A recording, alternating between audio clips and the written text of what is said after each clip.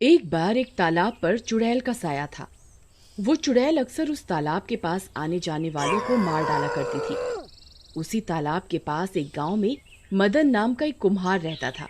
वो बहुत ही सुंदर मिट्टी के बर्तन बनाता था, लेकिन उसे इन बर्तनों को बेचकर भी इतने पैसे नहीं मिलते थे कि वो एक अच्छा जीवन जी सके। इसलिए वो अक्सर दुखी रहा करता था। एक दिन उसका एक दोस्त शामू उसकी दुकान पर आता है। और भाई मदन, क्या हाल चाल है? अरे, बहुत परेशान लग रहे हो, क्या हुआ? अब शामू भाई, क्या बताऊं और क्या छुपाऊं, वही रोज रोज की झिक झिक। तुम्हारी भाभी रोज बोलती है कि पैसे लाओ पैसे लाओ। अब क्या करूं इन मिट्टी के बर्तनों का, कोई नहीं खरीदता तो मैं तो परेशान हो गया हूँ। समझ नहीं आता क्या करूं, कहाँ से लाऊं पैसे। तो ये बात है। अरे, दुखी क्यों होते हो? अगर अभी इस धंधे से पैसे नहीं आ रहे तो धंधा बदल लो, समझा नहीं? अरे भाई, कुछ और बना लो। सुना है शहर में मिट्टी के खिलौनों की काफी डिमांड है, वही बना लो। ऐसा कहकर शामू वहां से चला जाता है, लेकिन उसकी बात मदन के दिमाग में घर कर जाती है। ये शामू बात तो पते की करता है। चलो, आज से मिट्टी के खिलौने ही बनाता हूँ। उसके बाद मदन खिलौने बनाने के लिए मिट्टी लेने एक तालाब के पास जाता है और मिट्टी लेने लगता है, लेकिन उसे पता नहीं होता कि उस तालाब में एक चुड़ैल का साया है। वो चुपचाप तालाब से मिट्टी लेने लगता है। उधर चुड़ैल भी तालाब के किनारे से उसे देख रही होती है।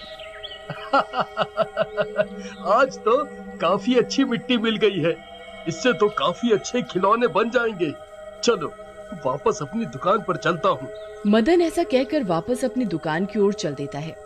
वो चुड़ैल भी मदन के पीछे पीछे चल देती है। उसके बाद मदन अपनी दुकान पर आकर खिलौने बनाने लगता है।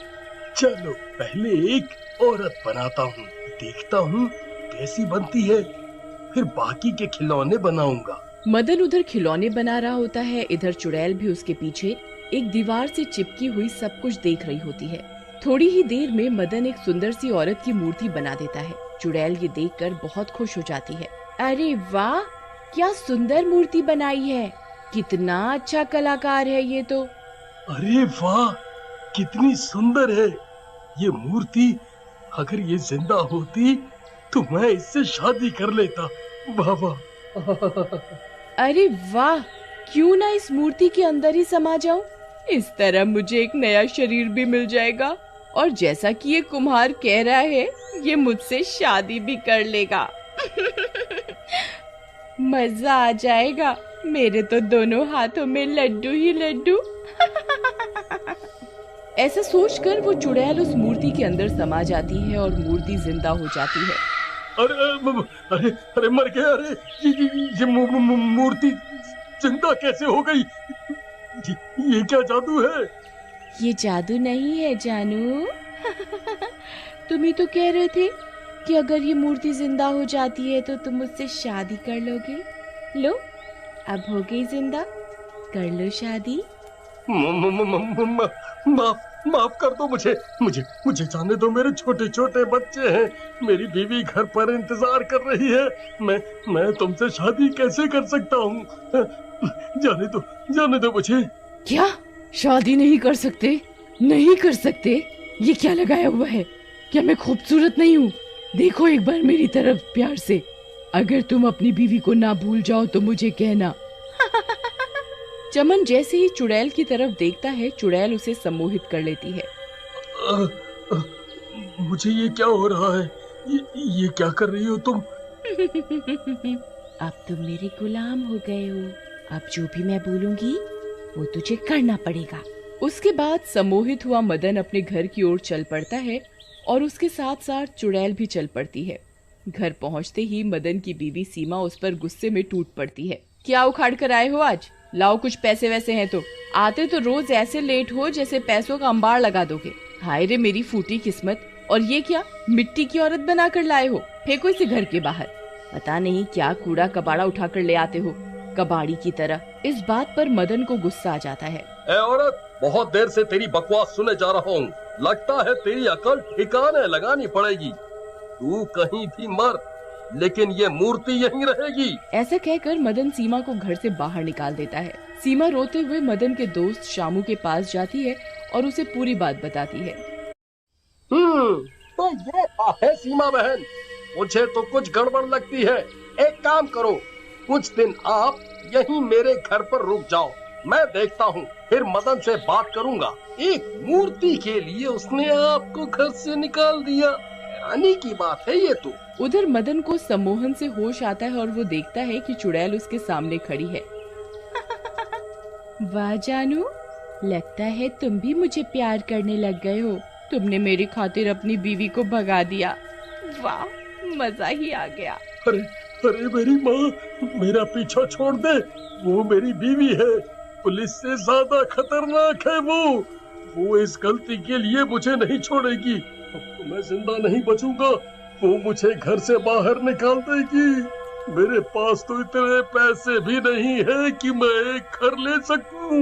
चुप, कितना डरपोक है तू, एक औरत से इतना डरता है। अरे डर मत, मैं हूं ना। और रही पैसों की बात, अब देख मैं तुझे कितना माला माल कर दूंगी, फिर घर तो क्या तू महल भी बना लेगा मेरे राजा। उसके बाद चुड़ैल मदन को वापस से सम्मोहित कर देती है और वहाँ से चली जाती है। और थोड़ी देर बाद वहाँ काफी पैसों के साथ आ जाती है और मदन को वापस ठीक कर देती है।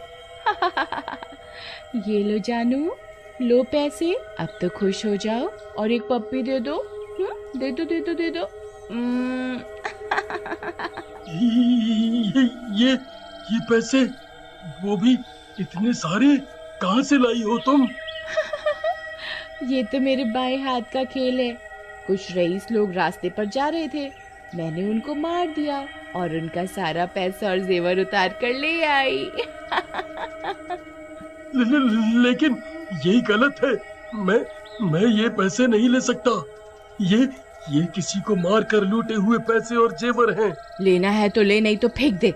वैसे भी ये तुम इंसानों के पैसे हम चुड़ैलों के किसी काम के नहीं। ऐसा कहकर चुड़ैल वहाँ से चली जाती है।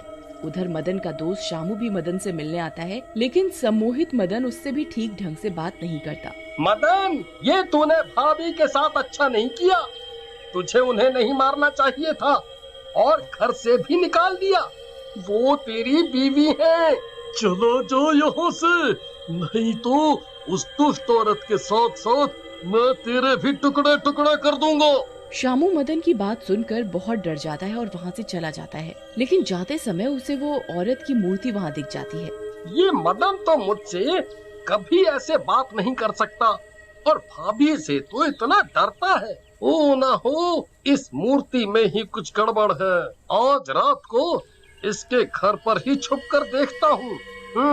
और उसके बाद शामू मदन के घर के बाहर छिप जाता है। रात होते ही चुड़ैल उस मूर्ति से बाहर निकलती है और बाहर चली आती है। ये सब शामू खिड़की से देख रहा होता है। अरे मर गया रे, ये तो चुड़ैल का मामला है। जल्दी से मुझे कुछ करना होगा और भाभी को भी बताना होगा, नहीं तो मदन किसी भारी संकट में फंस जाएगा। फिर चुड़ैल आकर मूर्ति में चली जाती है और मदन को सम्मोहित करके अपने साथ ले जाती है और बाहर जा रहे दो आदमियों को मार डालती है। ऐसे तो काबू में नहीं आ रहा, क्यों ना इसे भी अपनी बिरादरी में शामिल कर लिया जाए। आओ मदन, चलो इन दोनों का मांस खाते हैं। नहीं, ये मैं नहीं कर सकता। मैं इंसान होकर इंसान का मांस कैसे खा सकता हूँ? नहीं, ये ठीक नहीं है। जैसे मैं खा रही हूँ वैसे ही तुम्हें भी खाना है, और अब वैसे भी तुम इंसान कहाँ रहे, अब तो तुम मेरे गुलाम हो गए हो। ऐसा कहकर चुड़ैल उन दोनों मरे हुए इंसानों का मांस खाने लगती है और दूसरी तरफ शामू जाकर सीमा को सब बताता है। तभी मैं कहूँ भैया कि ये चूहा एकदम से शेर कैसे बन गया, तो ये सारी ताकत उस चुड़ैल ने दी है। लेकिन मुझे अपने पति को बचाना होगा, नहीं तो ये चुड़ैल उसको अपना बना लेगी और मार भी तो सकती है। लेकिन हम इस चुड़ैल का सामना कैसे करेंगे? मैं तो कहता हूँ अपने गांव के तांत्रिक लल्लू को बुला लेते हैं। उसके बाद शामू और सीमा लल्लू तांत्रिक को लेकर मदन के घर पहुँचते हैं। सीमा मदन को बुलाती है, चुड़ैल बाहर आती है और तांत्रिक को देखते ही उसे गर्दन से पकड़कर उठा लेती है।